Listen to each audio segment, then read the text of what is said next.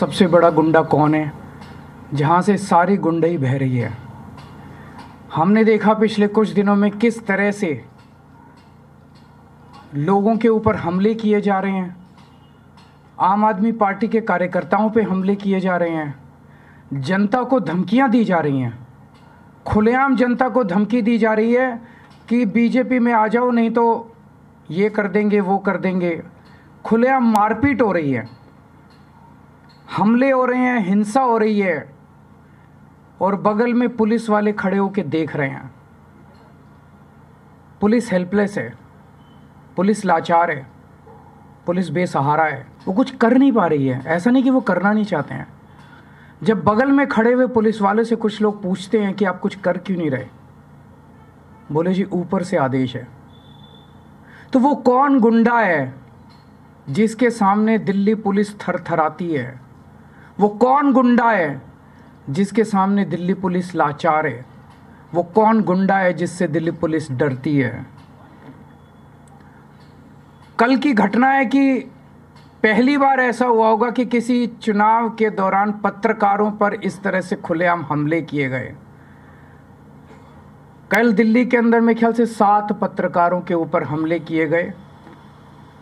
एक का सर फोड़ दिया, सारी रात उनको थाने में गिरफ्तार करके रखा।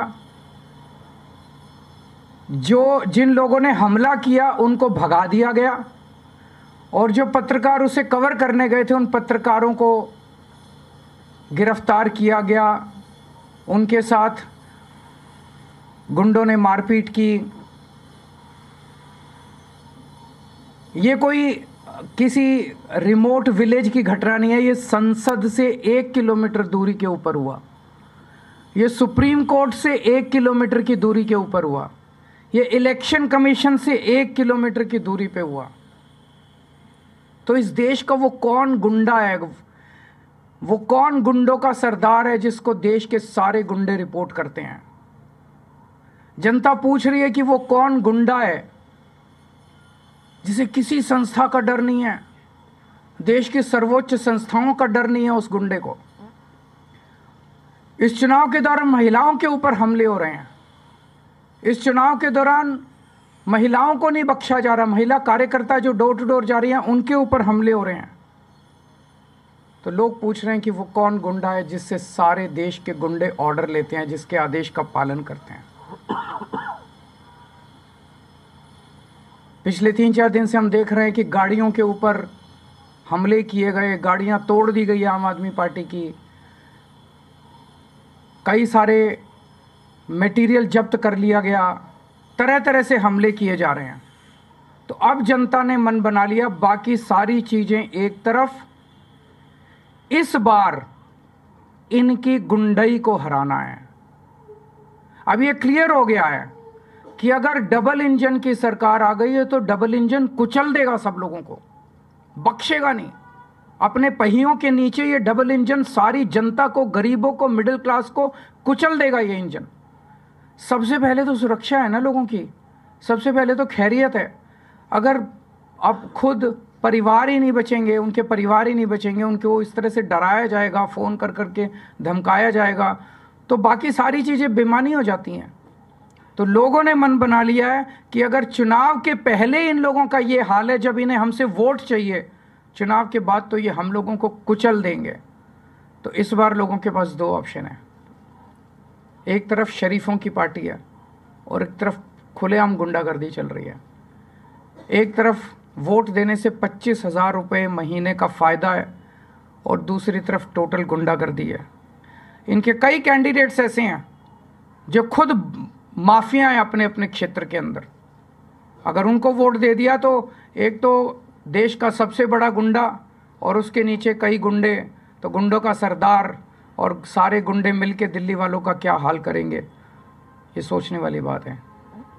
तो ये गुंडागर्दी दिल्ली बर्दाश्त नहीं करेगी, देश बर्दाश्त नहीं करने वाला। लोग शरीफ हैं, लोग शांति से जीना चाहते हैं। दूसरी बात जो सबके सामने आ रही है, हमारे देश के स्वतंत्रता सेनानियों ने बड़ी बड़ी कुर्बानियां देके देश को आज़ाद कराया। कई लोग फांसी चढ़ गए। वो इसलिए फांसी चढ़े थे कि देश में जनतंत्र होगा, देश में चुनाव कराए जाएंगे, चुनाव में जनता वोट डालेगी और वोट डाल के अपनी सरकार चुनेगी। लोगों ने इसलिए कुर्बानियां दी थी कि चुनाव निष्पक्ष होंगे, स्वतंत्र होंगे। लेकिन आज जिस तरह से चुनाव आयोग ने भारतीय जनता पार्टी के सामने हथियार डाल दिए हैं, चुनाव आयोग ऐसे लगता है जैसे एग्जिस्ट ही नहीं करता। ये एक बहुत बड़ा प्रश्न खड़ा कर रहा है। लोगों के मन में प्रश्न आना, लोगों की सोच को आप रोक नहीं सकते, लोगों के मन में प्रश्न आना बड़ा वाजिब है कि राजीव कुमार जी जो मुख्य चुनाव आयुक्त हैं, वो इस महीने के अंत में रिटायर हो रहे हैं। उन्हें पोस्ट रिटायरमेंट ऐसा कौन सा पद ऑफर किया गया है, वो कौन सा पद हो सकता है जिसके बदले में आप देश को गिरवी रख दो, देश को दांव पे लगा दो? वो कौन सा पद हो सकता है जिसके बदले में आप देश के जनतंत्र को खत्म कर दो?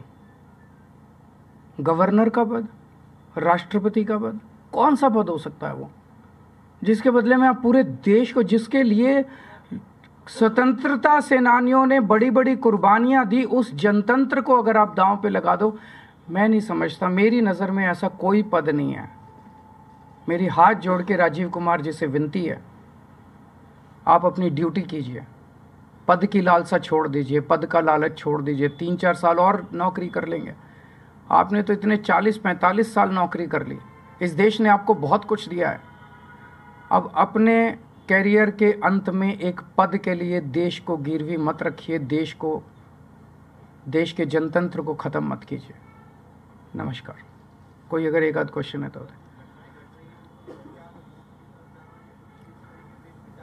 जो भी करना पड़ेगा करेंगे, लेकिन देश के जनतंत्र को किसी भी हालत में झुकने नहीं देंगे इनके सामने। आज सारा देश देख रहा है कि किस तरह से आम आदमी पार्टी का एक एक कार्यकर्ता इनकी गुंडागर्दी के सामने मजबूती से खड़ा होकर इनका मुकाबला कर रहा है। हम झुके नहीं, लड़ रहे हैं इनसे, देश के लिए लड़ रहे हैं, देश के जनतंत्र के लिए लड़ रहे हैं। चुनाव आयोग ने जो जवाब दिया था सोशल मीडिया पर, बयान भी जारी किया कि आप लोगों ने शिकायत नहीं दी है, किसी तरह की लिखित शिकायत। वहाँ पे बगल में पुलिस वाले खड़े हैं, तो क्या मेरे को आईपीसी की बीएनएस की कोई धारा दिखा दीजिए जिसमें ये लिखा हो कि अगर पुलिस वाला वहाँ खड़ा है और उसके सामने कत्ल हो रहा है तो जब तक उसको लिखित शिकायत नहीं दी जाएगी वो कत्ल को रोकेगा नहीं। ये क्या नौटंकी मचा रखी है इन लोगों ने। मैं देश पूछ रहा है कि देश का सबसे बड़ा गुंडा कौन है, देश पूछ रहा है।